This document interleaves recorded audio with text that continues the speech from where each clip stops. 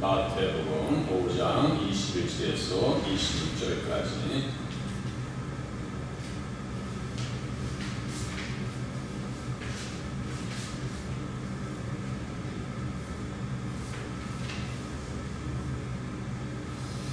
제가 공독해드립니다. 옛사람에게 말한다. 살인하지 말라. 누구든지 살인하면 심판을 받게 되리라 했다는 것을 너희가 들었으나 나는 너희에게 이르노니 형제에게 노하는 자마다 심판을 받게 되고 형제를 대하여 나가라 하는 자는 공회에 잡혀가게 되고 미련한 놈이라 하는 자는 지옥불에 들어가게 되리라. 그러므로 예물을 제단에 드리려다가 거기서 네 형제에게 원망 들을 만한 일이 있는 것이 생각나거든 예물을 제단 앞에 두고 먼저 가서 형제와 화목하고 그 위에 와서 예물을 드리라. 너를 고발하는 자와 함께 길에 있을 때 급히 사와하라. 그 고발하는 자가 너를 재판관에게 내어주고 재판관이 옥리에게 내어주고 옥에 가둘까 염려하라. 진실로 내게 이르노니 내가 한 푼이라도 남김이 없이 다 갚기 전에는 결코 거기서 나오지 못하리라. 아멘. 살인하지 말라 하는 말씀의 다양한 해석과 적용에 대해서 같이 알아볼 건데요. 5장은 예수 그리스도를 구주로 영접하여 천국 백성으로 거듭난 자들이 어떻게 살아야 하는가를 활복을 통해서 가르쳐줍니다. 십계명의 재해석을 통해서 가르쳐줍니다. 그러니까 구약의 십계명은 1계명부터 10계명 중에 안식일을 지키라, 네 부모를 공경하라는 말씀 외에 하지 말라는 형태의 소극적 명령으로 기록되어 있습니다. 무슨 말씀이냐면 하지 말라 소극적 명령이고 하라는 것은 적극적 명령이겠죠. 그러니까 명령문도 두 가지 형태가 있다. 하지만 신약의 활복은 하나같이 복이 있다는 형식의 단정적인 형태로 기록하면서 심령이 가난해야 된다, 또 온유해야 된다, 의에 줄이고 목마른 자가 되어야 한다. 이 8가지 복이 나와요. 8가지 복.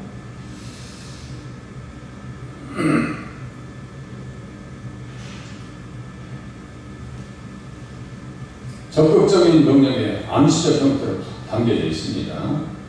하나님께서 모세를 통해서 십계명을 주셨다면 활복은 예수님께서 직접 천국 백성의 새 본령으로 주셨습니다. 둘은 분리된 개념이 아닌 하나의 동일한 가르침이요 같은 뿌리이다, 이렇게 제가 기록해 놨습니다.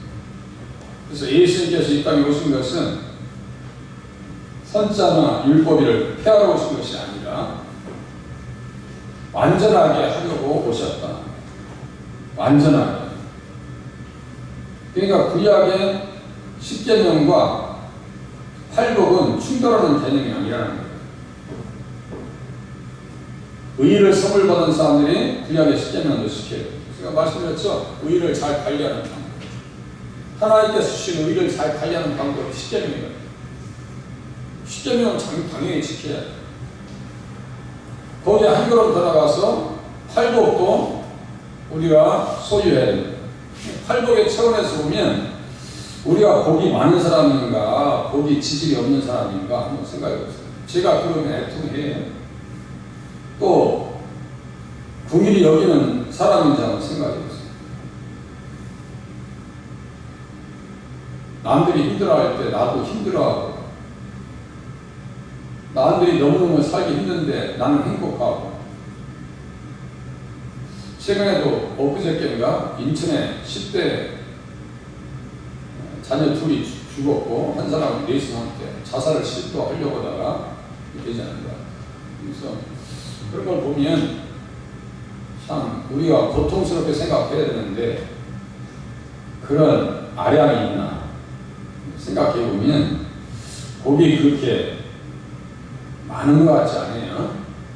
마음이 청결해서 조금만 오염에 감염이 되어지면 지저분해서 오고 이게 되게 차원이 높은 얘기거든요. 우리가 옷이 더럽혀지면 금방 아는데 마음이 더럽혀진 것은 금방 눈치를 채지 못해요. 왜냐하면 웬만한 훈련되지 않으면 이게 안 됩니다.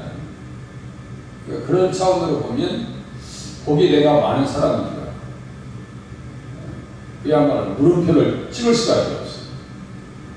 본문은 의를 선물 받은 사람들에게 살인하지 말라는 법을 어떻게 적용하고 실천해야 되는지 예수님께서 구체적으로 해석하십니다. 제6계명이죠. 살인하지 말라는 것은. 다양한 해석과 그 적용을 함께 알아보기를 바랍니다.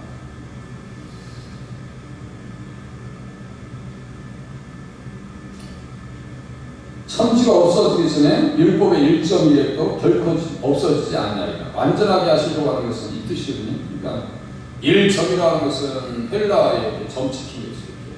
이렇게 단어를 스펠링 쓰다가 자음을 쓰다가 이 끝에 딱 점 찍는 게 있어요. 이게 이오타 하기법이라고 하는데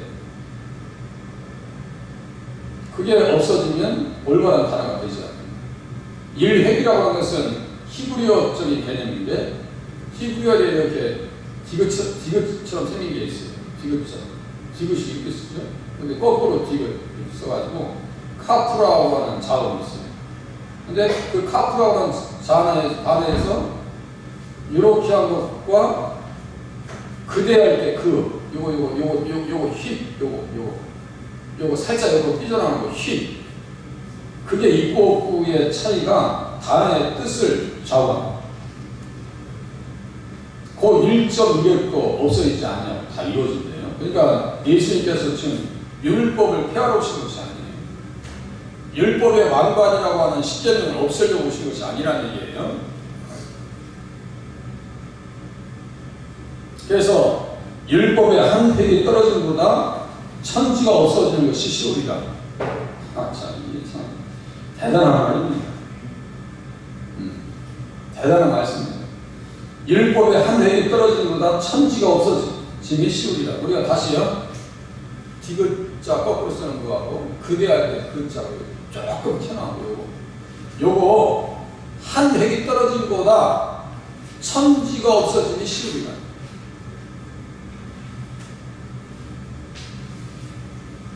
그래서 살인하지 말라는 말씀은 어떠한 말이에요? 중심 개념이에요. 살인하지 말라는 건 중심 내용이에요. 중심 내용. 그래서 그 밑에 구체적인 예시를 드러나요. 무엇이 살인하지 말라는 것에 대한 어김입니다. 구체적으로 예를 들어놓으셔요. 예수님께서 상술하신단 말이에요. 뭐가 살인이냐 이거예요. 뭐가 구약에서는 심판을 받게 되리라 하였다는 것을 너희가 들었으나 옛사람에게 말합니다. 그러니까 옛날을 이야기하는 것은 현재를 말하기 위함. 옛날을 지금 말씀하시는 것은 현재 지금을 얘기하시려고 하는 거고 이 현재는 우리에게도 지금 받아들여야 되는 상황인데 나는 너희에게 이르노니 형제에게 도하는 자마다 심판을 받게 되고 형제를 대하여 나가라 하는 자 미련한 놈이라 하는 자 이게 다 살인하지 말라는 것에 구체적인 거기에 합당한 거기에 해당되는 죄라는 거예요. 좀 전에 읽어드렸어요. 율법의 한 획이 떨어짐보다 천지가 없어짐이 쉬우리라. 유대인들은 이렇게 이런 속담이 있어요. 온 인류가 다 달려들어서 율법의 1.1획이라도 폐하려 할지라도 되지 않을 것이며 만약 그렇게 된다면 그날이 바로 우주의 종말이 난다. 그러니까 얼마나 성경을 살아있는지 알 수 없죠. 온 인류가 달려들어도 율법의 1.1획도 폐할 수가 없고 만약에 그렇게 된다면 그날이 바로 우주의 종말. 얼마나 성경을 살아있는지 아시겠죠? 얼마나 성경을 사랑해요. 우리는 그만큼 성경을 사랑해요. 한 구절 때문에 고민하고 힘쓰고 그 한 말씀 때문에 마음이 아파하고 있냐. 예수님께서 살인하지 말라는 말씀을 나는 너희에게 이르노니 라는 말씀의 형식으로 재해석을 해주십니다. 재해석을 해줘요. 유대인들은 율법과 전통에 대해서 특별히 각별한 사람인데, 이 정도의 속담이 있을 정도인데 예수님께서 나는 너희에게 이르노니 라고 재해석을 하신단 말이에요. 그러니까 그 사람들이 예수님을 이단으로 알죠.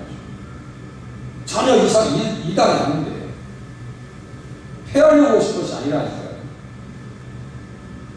나는 너희에게 이르노니 전통을 부인하신 것이 아니라 십계명의 구속력을 한층 강화시킨 해석입니다. 맞죠? 십계명을 한층 더 강화시킨 거예요. 살인만 하지 않으면 구약에 살인하지 말라는 말씀에 심판을 받을 일이 없어요. 내가 살인하면 나 죽어야지. 그런데 예수님의 말씀은 해석해 주신 십계명들은 무슨 말씀이냐? 근원부터 구속력을 발휘합니다. 그러니까 외부적 구속력으로 해석했다면 구약의 십계명을, 예수님은 내부적 심령부터 아주 다 통제하시려고 하시는 말씀입니다. 그러니까 예수님의 해석이 맞겠어요? 구약의 말씀을 그대로 받아들였던 그 시대의 사고방식이 더 올바른 해석일까요? 한번 생각해 보세요. 어떤 해석이 맞는 거예요? 당연히 예수님의 해석이 맞죠? 말도 함부로 하면 안 되고요. 화를 내서도 안 되고요. 인격적으로 모독을 줘서도 안 되는 거예요. 지금 그 말씀 하고 있는 거예요. 그러니까 유대인들은 서로를 잃고 외양간을 거치는 그런 사고방식을 가지고 있었다면 예수님은 서도 잃지 아니하고 외양간도 문제없게 만드시는 사고방식을 가지고 우리에게 적용시켜 주셨다. 이렇게 맞아요. 그죠? 이렇게 하죠.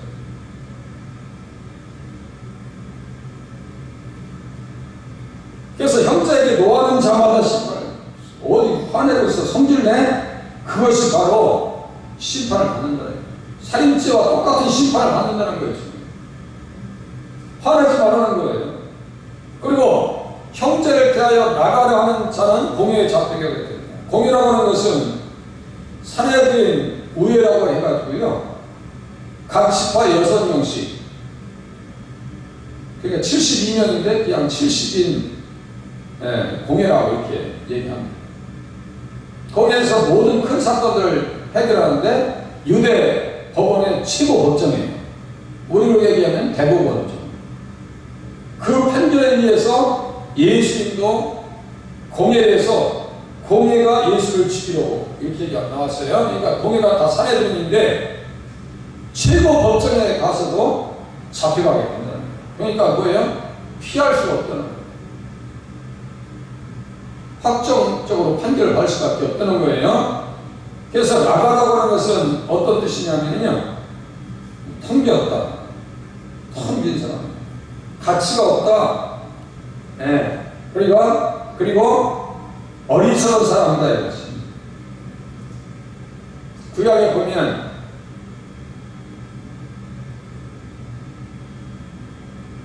엘리멜렉이라고 해가지고 그 사람이 그 70년의 그 여룻바알의 자녀들을 죽인단 말이에요.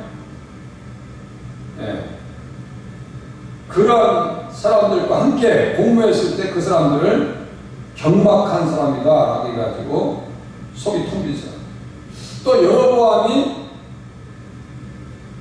같이 협력해가지고 다윗의 나라를 개혁할 때 그 사람들에 대해서 어떻게 썼느냐 그랬더니요, 그 사람들을 잡배, 구약적인 표현은 난공꾼, 잡배, 속이 빈 사람, 이게 나가. 분노의 그 위험에 대해서 한번 생각해 보면요, 분노를 에베소서 4장에 보니까 분을 내어도 죄를 짓지 말며 해가 짙도록 분을 품지 말고 마귀로 틈을 타지 못하고. 분을 삭히지 못하면 마귀가 그 심령 가운데서 진치를 구출한다는 거예요. 지금 에베소서 4장 26절 써놨어요. 또 요한일서 뭐 미워하는 자는 살인하는 자라고 당연히 써있죠. 그런데 마음의 진치를 딱 이렇게 뺏겨버리면 분노와 혈기에 의해서 마음의 진치를 빼앗겨버리면 사울처럼 어떤 일을 하게 되느냐? 사무엘상 22장 19절의 말씀과 같이 아히멜렉의 제사장들을 다 죽여. 그러니까 분노가 뭐예요? 노함이 살인으로 여겨요. 그죠? 노함이 살인으로 여겨요. 나가라는 것도 똑같다는 거예요. 그 사람들이 주축이 돼가지고 70명을 죽였습니다. 아비멜렉이, 여룻바알의 아들 아비멜렉이 그 속이 없는 사람들, 의식이 없는 사람들, 예수 없는 사람들이 사람을 죽입니다. 70명을 죽여버립니다. 그리고 역대하 13장에 보니까 난공꾼과 잡배, 여로보암이 그들과 연합해서 수 없는 영혼들을 다 죽여버립니다. 그러니까 이게 보세요. 진짜 나가라고 하는 존재들이, 분노에 사로잡힌 존재들이 어떠한 일을 하냐. 그러니까 우리는 그러한 위의 사람이 되어서도 안 되고, 그렇게 함으로 사람을 저주해서도 안 되고, 욕을 해서도 안 된다는 거예요. 또 보니까 미련한 놈이라고 하는 자들, 인격적 살인이죠. 인격적 살인. 이것도 뭐 한다는 거예요? 지옥불에 들어가. 그러니까 희롱의 말도 하지 말라, 어리석은 말을 하지 말라. 그래서 우리는 어떤 말을 하라고 성경에 써 있어요? 감사하는 말을. 더러운 말은 입 밖에도 내지 말라 이렇게 써 있어요. 그래서 언어 생활은 어떻게 해야 되느냐? 너희 말을 항상 은혜 가운데서 소금으로 맛을 내는 것 같지 않아. 그리하면 각 사람이 마땅히 대답할 것을 알리라. 경유에 합당한 말은 아로스긴 은장관의 금사가 아니라. 이렇게 또 말씀하십니다. 그러니까 언어적 사람을 모독하고 인격살해하는 것도 사형죄다. 이건 사적인 관계입니다. 사적인 관계를 잘 성립해 나가요. 또 두 번째, 원망 들을 만한 일을 하지 말라. 생각하지 말라는 말씀의 구체적 예시가 원망 들을 만한 일을 하지 말라. 공적 관계에 있어서 예물을 제단에 드리려다가 거기서 내 형제나 자매에게 원망 들을 만한 일이 있는 것이 생각나거든 예물을 제단 앞에 두고 먼저 가서 형제와 화목하고 그 위에 와서 예물을 드리라. 원망 들을 만한 일을 하지 말아야 되죠. 21절과 22절 나가라, 미련한 놈이다, 분노를 일으키고 화를 내는 사람들, 사적 관계였어요. 이제는 공적 관계 중에서 영적 부분을 하나님과의 관계성 속에서 막힘이 없대요. 하나님 앞에 합당한 예배자는 십계명을 통해서 자신을 볼 수 있어야 돼요. 마음으로 지은 죄가 있다면 십자가의 피로 씻음을 받아야 돼요. 늘 주님의 피를 의지해서. 그래서 예수 믿기 전에 우리도 전에는 어리석은 자요, 순종하지 아니하는 자요, 속은 자요, 여러 가지 정욕과 행락의 종로로 탄 자요, 악독과 투기를 일삼는 자요, 가증스러운 자요, 피차 미워하여 한 자였으나, 피차 미워하는 자였으나, 우리 구주 하나님의 자비하심과 사랑하심이 나타날 때 우리를 구원하시되 우리가 행한 바 의로운 행위로 말미암지 않고 오직 그의 긍휼하심을 따라 중생의 시승과 성령의 새롭게 하심으로 하셨나요? 늘 우리는요, 행실을 점검하고 잘못된 것이 있으면 계속 하나님 앞에 씻어낼 수 있는, 그래서 변화된 모습을 하나님과 사람 앞에 보여줘야 하나님 앞에 합당한 예배자로 쓸 수가 있습니다. 자꾸 씻어내는 거예요. 물로 씻어야 되고요. 예수님께서 발을 씻어주신 것과 같이 삶의 자리 가는 길도 바뀌어요. 가는 길도 바뀌어요. 그래서 혹여 예물을 제단에 드리려다가 형제들에게 원망 들을 만한 일이 생각난다면 화목하고 조정하고 나서 예물을 드리라. 이렇게 말씀하고 있습니다. 화목하고 조정해라. 네, 화목하고 조정.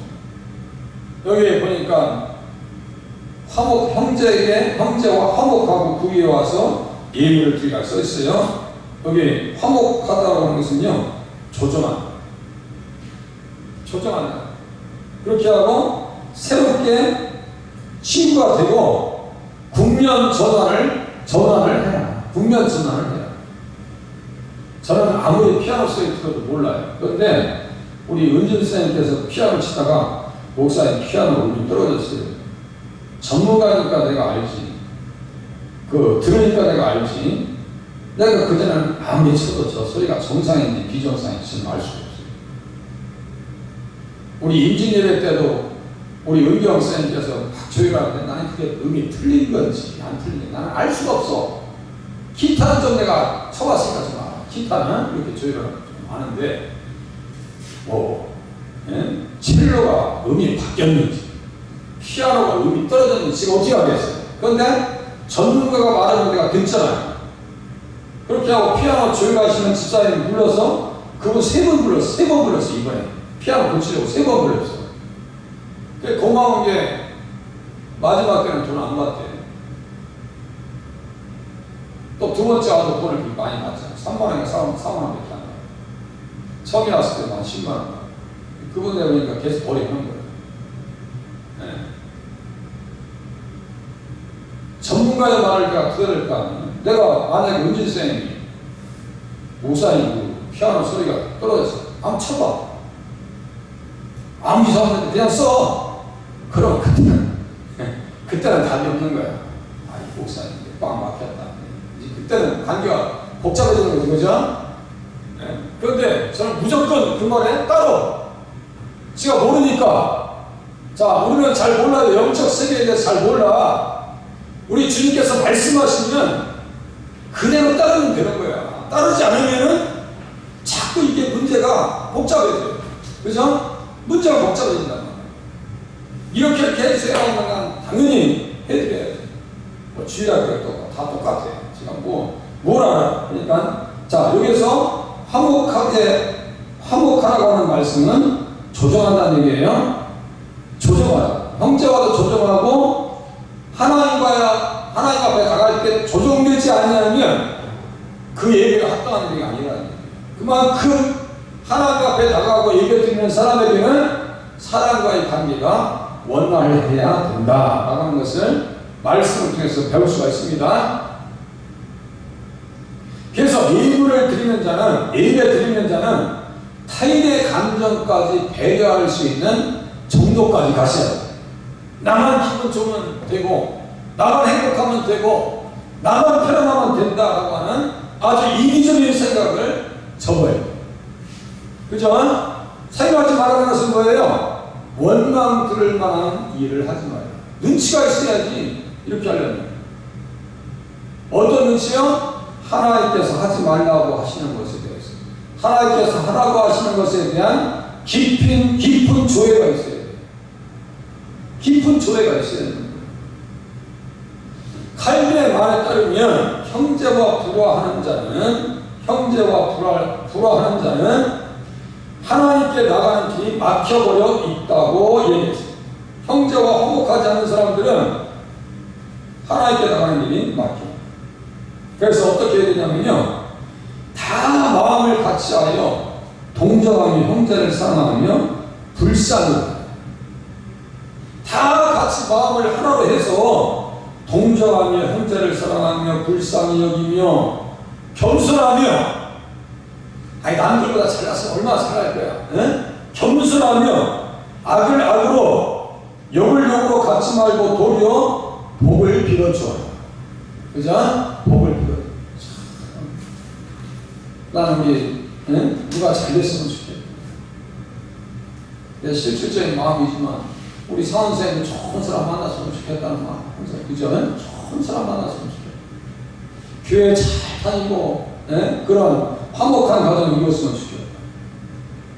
너희가 부르심을 받았으니 이는 복을 이어받게 하려 하시니. 하나님 앞에 복 받으려면 서로가 부딪히지 말라는 얘기예요. 부딪히지 말라는 거예요.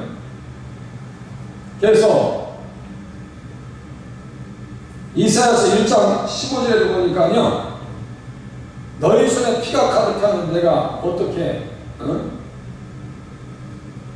너희 기도를 들어주겠느냐 이렇게 말씀하십니다. 피가 그건 사인 아니에요?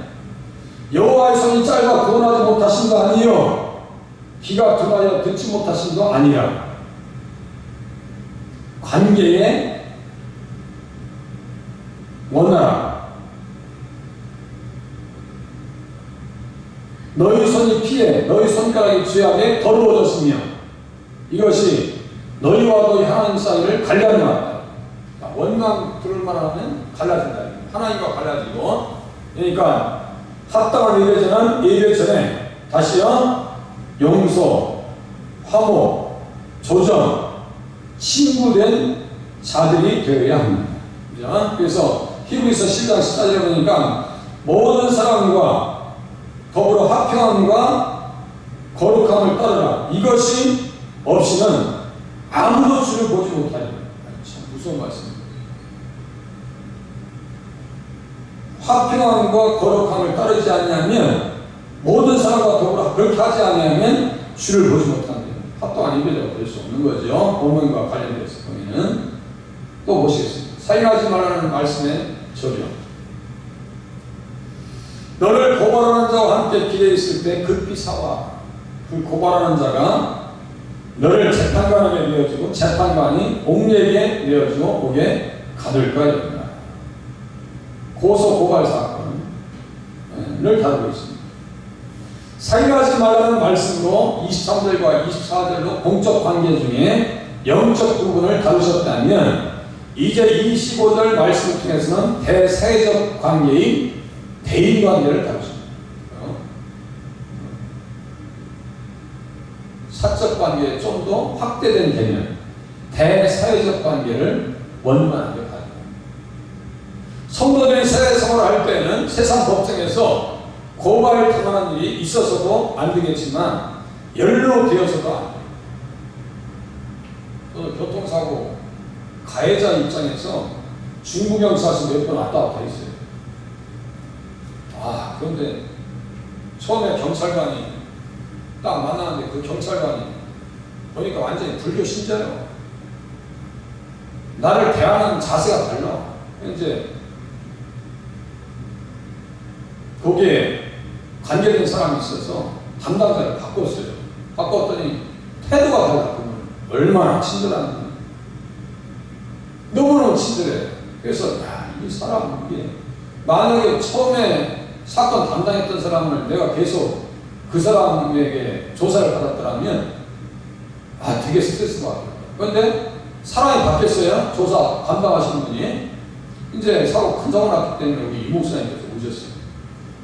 거기에 경고 활동하셨던 분이 계셔서 담당자를 바꿔버린 거예요. 그렇게 해서. 그러니까 얼마나 마음이 편한지.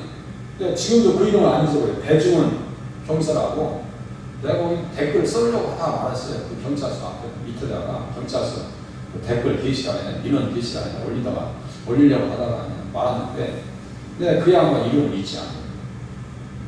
얼마나 친절한지. 감사하게 사건이 잘 마무리됐지만서도 참 이 목회자가 사건에 연루돼가지고 교통사고죠. 물론 그건 뭐 고의적인 사고가 아니니까. 만약에 지금 새로 나온 차가 있었더라면 그 사고 안 났어요. 이 사고는 그야말로 스마트 기능이 있어요. 사람이 옆에 서 있잖아요. 차가 안 움직여요. 그렇게 하고 차가 옆에 이렇게 바짝 붙잖아요. 브레이크 확 잡습니다. 사람이 이렇게 들어오는데 인공지능 저기가 있어가지고 기능이 있어가지고 얘가 벌써 알아요. 그런데 먼저 차는 어디를 많이 들고 운전자가 실수하는 거 전혀 관심 없어요. 시대를 잘못하고 난 거지. 그 당시에 시대가 바뀌었어요. 시대가 바뀌었어요. 참 좋은 시대를 살아가고 있습니다. 자, 몇 년 전에 주일이야. 그것도 여름이야. 피서철에 잘 갔다 왔어요. 사람들이 젊은 친구들이 4명인가 5명 저 하얀 자가용에 끌고 왔어요. 근데 여자 청년하고 남자 청년인데 그 자리에 현장에서 4명이 현장에 죽어버려요. 어떻게 되냐면 대형 버스가 버스야 그냥 버스예요. 승객들 가는 버스인데 이 양반이 선글라스를 까먹어 꼈기 때문에 졸었는지 안 졸었는지 알 수가 없어. 예? 근데 내가 볼 때는 100% 졸은 건데 선글라스 꼈기 때문에 이게 거의 그 CCTV 잡혔는데 그 안에 블랙박스에 잡혀 있는데도 졸었는지 모르는 거예요. 뭐 과실치사하죠. 시대를 잘못하고 나왔어요. 지금 신차량들은 앞에 장애물이 있으면 브레이크 잡습니다.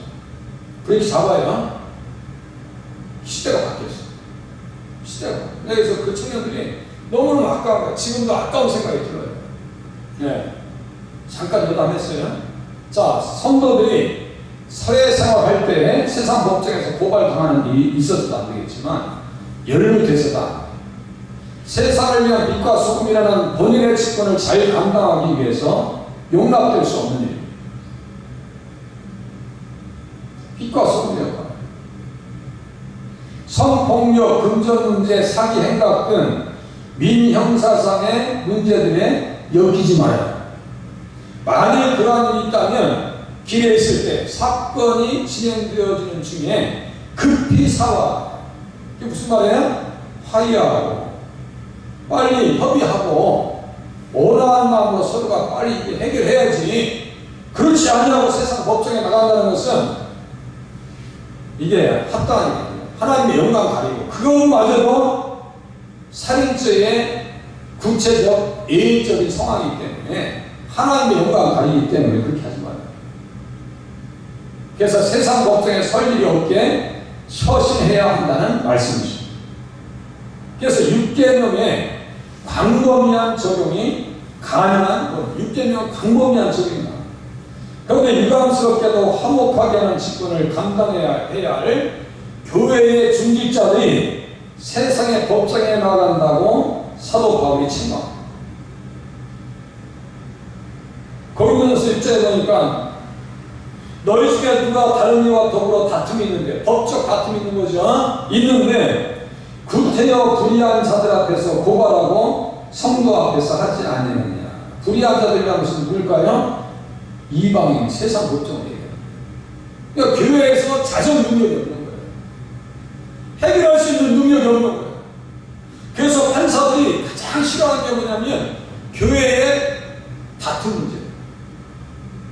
어느 편에 서야 될지 골치 아픈 거예요. 이기기를 보여요. 상처뿐인 영광이지. 아니 교회 안에서 싸워서 이기면 그게 무슨 의미가 있어요? 응? 우리 만약에 상원이사님이랑 나랑 싸워서 김 목사가 이기면 상원이사님 이기면 그게 무슨 의미가 있겠냐고 그런 뜻이에요. 그러니까 아예 싸울 일이 없어요. 그걸 미연에 방지하고 기도하고 에이 한 발 더 양보하고 말지. 에? 한 발 더 양보하고 말지. 그게 싸우냐 이거야. 에? 어떤 교회는 1층에서 장로편, 한쪽에서는 담임 목사 편이라고 싸우고 서울에 말이죠. 예, 제2교회라고 그게 목사님 장로들이 거기에 장로들이 다 왔었어요. 기도회. 그걸 나한테 얘기해. 목사님 목회자 있으니까 이렇게 써있는지 몰랐어요. 난 내가 창피해. 응? 그동안 자기들이 배워온 그 제자 훈련이 뭐냐면서 목사님 다 아빠 찢어버렸어요. 제가 서대시대 가보니까요. 예? 참 이게 인터넷 나가는 거지. 그 일본 분재 소나무 분재가 있고 그게 한 5천만 원짜리 그게 일본 소나무 분재 그렇게 멋있대. 그런 게 목회자가 뭔 필요가 있을까?